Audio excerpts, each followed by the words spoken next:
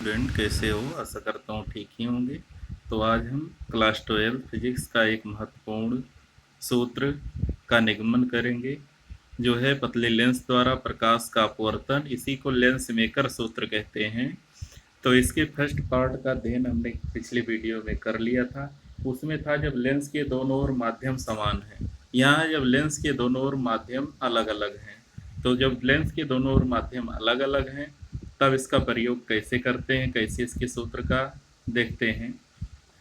तो सबसे पहले इसमें हम एक लेंस लेते हैं। इस तरीके से एक लेंस है और इस लेंस में दो, एक वक्र पृष्ठ ये है जिसका ध्रुव P1 है, एक दूसरा है जिसका ध्रुव P2 है। तो जो P1 है इसका जो वक्रता, इसकी वक्रता त्रिज्या है वो यहाँ C1, यहाँ से लेकर P1 से लेकर C1 तक, इसको मान लेंगे इसकी दूरी है R1। और जो P2 है यहाँ से लेकर के यहाँ C2 तक, इसकी दूरी है R2। तो पहले पृष्ठ की जो वक्रता त्रिज्या है R1, दूसरे की वक्रता त्रिज्या है R2।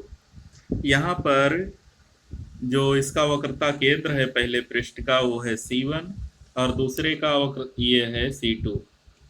तो यहाँ पर जो वस्तु है वो C2 से थोड़ा सा दूर बिंदु O पर रखी है।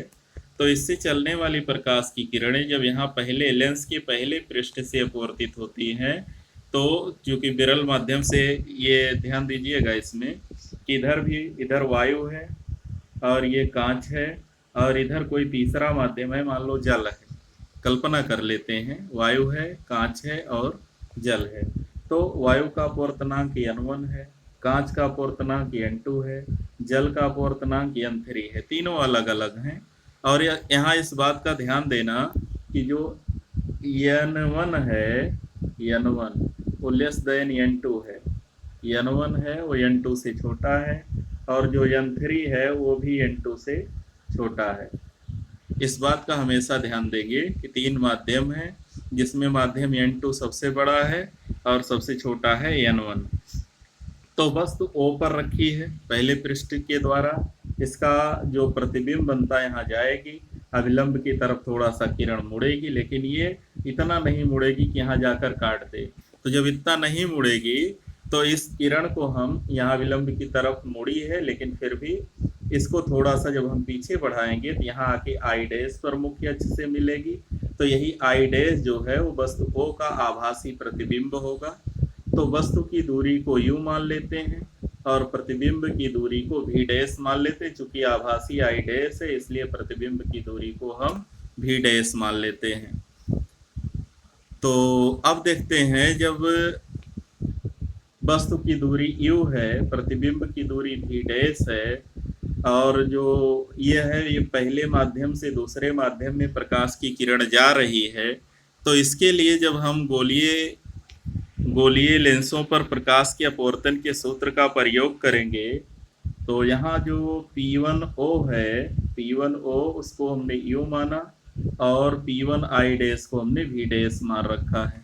तो जो हमने गोलीय लेंसों के लिए या गोलीय पृष्ठ के लिए अपवर्तन के सूत्र का प्रयोग किया, तो N2/V डैश दूसरे माध्यम का अपवर्तनांक बटा प्रतिबिंब की दूरी। तो N2/V डैश माइनस N1 पहले माध्यम का अपवर्तनांक बटा U वस्तु की दूरी बराबर N2 माइनस N1/R1। इसका हमने सूत्र का निगमन किया था कि गोलीय पृष्ठ के लिए अपवर्तन का सूत्र था। अब देखिएगा, हमने केवल यही पहला वाला पृष्ठ लिया था तब इतना आया था। अब हम ये दूसरा पृष्ठ ले लेते हैं, इसके बाद ये दूसरा पृष्ठ इसको ले लेते हैं। जब इस पृष्ठ को लेंगे तब ध्यान दीजिएगा, जो आपतित किरण है ये बन जाएगी और ये दूसरे पृष्ठ द्वारा मुड़ेगी, जाकर बनेगा प्रतिबिंब I पर, प्रतिबिंब बनेगा I पर। और अगर हम इस पृष्ठ को थोड़ी देर के लिए इस पृष्ठ को हटा दें, मिटा दें पहले पृष्ठ को, तो अगर हम पहले पृष्ठ को थोड़ी देर के लिए मिटा दें तो हम देखेंगे, पहले पृष्ठ को जब मिटाएंगे तो देखेंगे, ध्यान दीजिएगा कि ये आई डैश से चलने वाली जो किरण है वो जाके यहाँ टकराएगी और इसको ऐसे मुड़ जाएगी। तो हमारी जो वस्तु होगी ये आई डैश आभासी वस्तु होगी और जो प्रतिबिंब बनेगा वो आई पर बनेगा। और प्रकाश की किरण यहाँ देखो कांच से वायु में निकल रही है तो पहला माध्यम कांच होगा, दूसरा माध्यम जल होगा, वायु नहीं भाई, गलती हुई है। तो यहाँ पर देखिएगा, तो दूसरे पृष्ठ के लिए जब हम देखेंगे यहाँ पर, तो दूसरे पृष्ठ के लिए जब हम अपवर्तन का सूत्र का प्रयोग करेंगे तो यहाँ पर n3/v, यानी जिस माध्यम में ये अंतिम प्रतिबिंब बन रहा है उसका अपवर्तनांक बटा प्रतिबिंब की दूरी भी minus n2/v dash, n2/v dash, क्योंकि वस्तु की दूरी को हमने v डैश मान रखा है और ये जो इसका पहला माध्यम है अर्थात कांच से वायु उसमें जल में निकल रही है, तो कांच का अपवर्तनांक n2/v डैश और n3 माइनस n2/r2, ये हो जाएगा हमारा ये दूसरा। तो n3/v माइनस n2/v डैश, चूंकि हमने देखा कि n2 जो है वो सघन माध्यम है, n3 विरल है, तो n2 में से n3 घटाना है तो यहाँ पर माइनस कॉमन ले लेंगे और बटा हो जाएगा r2 हो जाएगा।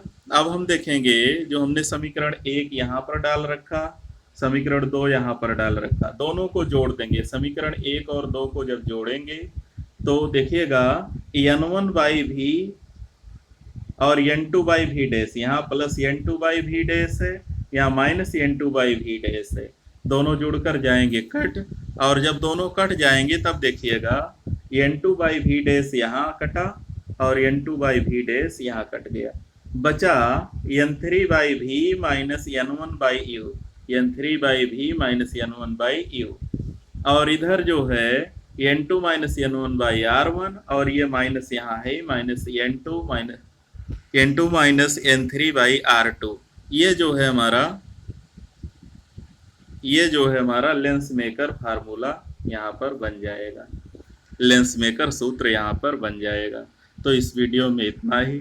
अगर हमारा वीडियो पसंद आएगा तो वीडियो को लाइक कीजिए, शेयर कीजिए, हमारे चैनल को सब्सक्राइब कीजिए। धन्यवाद।